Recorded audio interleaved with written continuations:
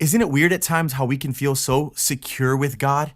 Like we know the right things, we're doing the right things, but our hearts inwardly are slipping in the opposite direction. We do it without thinking, right? We lean on upbringing, we lean on knowledge, and we lean on our religious identity and even our routines. And we start to assume this wonderful thing.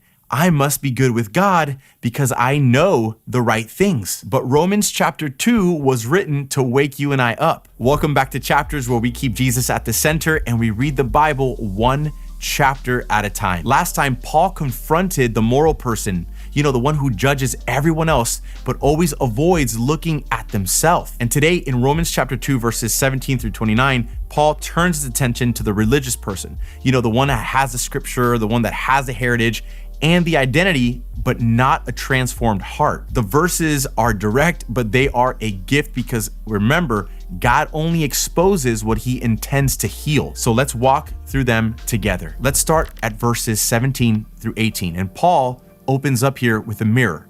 But if you call yourself a Jew and rely on the law and boast in God and know his will and approve what is excellent because you are instructed from the law. To the first century Jew, this wasn't arrogance, this was their identity. Centuries of covenant history with God. They had the law, they knew the will of God, they were trained from childhood to discern right from wrong. But Paul here is exposing something way deeper, that knowing God's will is not the same as doing God's will. And so many Jews themselves believed that the law itself guaranteed God's favor over them, but Paul is about to show that privilege does not equal transformation. Verses 19 through 20, and Paul continues, if you are sure that you yourself are a guide to the blind, a light to those who are in darkness, an instructor of the foolish, a teacher of children, having in the law embodiment of knowledge and truth. You see, the Israelites weren't wrong about their calling. Israel was always meant to be a light to the nations around them, and that's why God separated them in the Old Testament by giving them the law. But having God's word and being shaped by God's word is not the same thing. The knowledge was there, but the obedience was completely missing. Verses 21 through 23, Paul asks the questions that cut straight through the pretense. Then you who teach others, do you not teach yourself? While you preach against stealing, do you steal? You who say that one must not commit adultery, do you commit adultery? You who abhor idols, do you rob temples? Paul isn't making a list of accusations, he's revealing the heart behind the hypocrisy. If you can identify sin in others, you already know enough to be judged yourself for your sins. You see, the Jews in this context trusted in the possession of the scriptures rather than the obedience to them. And they had completely replaced the inward devotion with outward symbolism. And we see that all over culture today. Verse 24, Paul quotes the prophets here. For as it is written, the name of God is blasphemed among the Gentiles because of you. Their hypocrisy caused the nations around them to dishonor God completely. Their inconsistency misrepresented him wholeheartedly. And the same thing still happens today. You see, people don't just stumble because of sin, they stumble because of pretend righteousness. People walking around pretending to be someone they're not.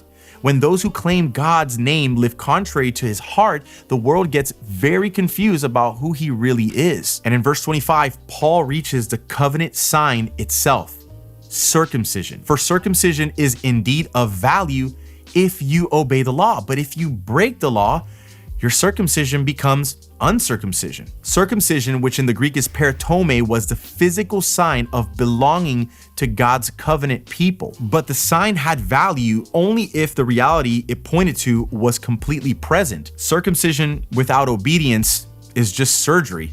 And if obedience is absent, the sign becomes meaningless. Then Paul says something pretty shocking to the crowd around him in verses 26 to 27. So if a man who is uncircumcised keeps the precepts of the law, will not his uncircumcision be regarded as circumcision?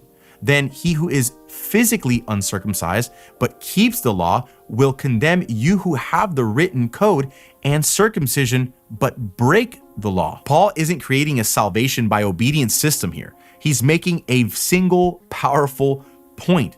God cares about the heart, not the ritual. And in verses 28 through 29, he brings it to a climax. For no one is a Jew who is merely one outwardly, nor is circumcision outward and physical, but a Jew is one inwardly, and circumcision is a matter of the heart by the Spirit, not the letter. His praise is not from man, but from God. And there it is, the center of the passage. True covenant identity is not inherited, it's not ritualistic, and it's not external.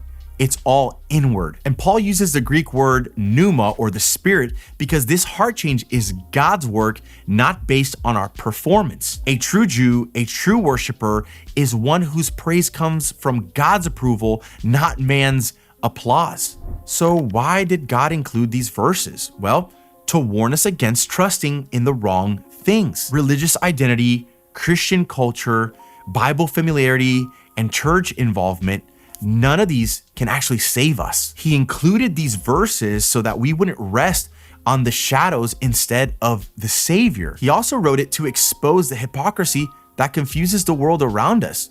God cares really deeply about his reputation among the nations, and nothing damages that witness more than when his people live double lives. That's why the Bible says a double-minded man is unstable in all his ways. And Romans chapter 2 exists to protect God's name and to lead his people into integrity. And finally, he also wrote it to reveal that salvation has always been about inward transformation. From the beginning, God promised to circumcise the heart. We see that in Deuteronomy 30. These passages show that God wants the heart, not your performance. Jesus is the true Israel. Where Israel failed to live out the light of the law, Jesus fulfilled it perfectly. Jesus performs the true circumcision of the heart through the cross and resurrection, and through our repentance. Paul calls it a circumcision made without hands in Colossians 2, verse 11. It's Jesus who cuts away the deadness. It's Jesus who renews the heart, and it is Jesus who cleans the sin. What the law demanded, Jesus accomplished. And finally, Jesus restores the hypocrite. He exposes hypocrisy not to condemn, but to redeem. Every place in Romans chapter 2 reveals spiritual pretense that Jesus stands ready to forgive, heal, and transform. He is the refuge for the religious and the irreligious alike. And in him we become new creations, sons and daughters, worshipers by the Spirit, and those whose praise comes from God. He gives the inward righteousness that external religion can never achieve. And this passage speaks to something that we all feel, but we rarely care to admit, and that it's possible to be surrounded with all of these amazing Christian and spiritual things and still miss the heart that God is after. And for the Jews in Paul's day, the law, the tradition, and all the covenant signs had become kind of a spiritual safety net. And if you and I are honest, we have our own versions of that today. And it's not out of like rebellion, but it's out of assumption, where we start to lean on our own understanding instead of living with dependence on God himself and listening to what he's already said and given us through Christ Jesus. And Paul's not condemning knowledge or heritage. He knows that these are all good things, but he is reminding us that none of those things can replace a heart that's surrendered to God. And hypocrisy grows when our outward life moves faster than our inner life. And when that happens, we not only harm ourselves, we distort the picture of God to the world around us. So Paul brings us back to the center that real transformation is the Holy Spirit's work. Circumcision of the heart isn't about trying harder or proving anything. It's about allowing God to reshape what we desire and what we trust. You hear that? What we desire. We have to give it to him and not think that we have it all figured out. And this passage invites us to pause long enough to ask the honest question: am I trusting Jesus, or am I trusting everything around Jesus? But Jesus stands ready to give you what rituals and heritage could never, a brand new heart. So this is your opportunity to say, Jesus, I repent of my sin and I give my life over to you, because I don't want to play pretend anymore. And in the next one, Romans 3 brings everyone, the Jew, the Gentile, you and me, into the courtroom to show us our universal need for grace. And the bad news is about to reach its peak, and the beauty of the gospel is about to break in. I'll see you in the next one.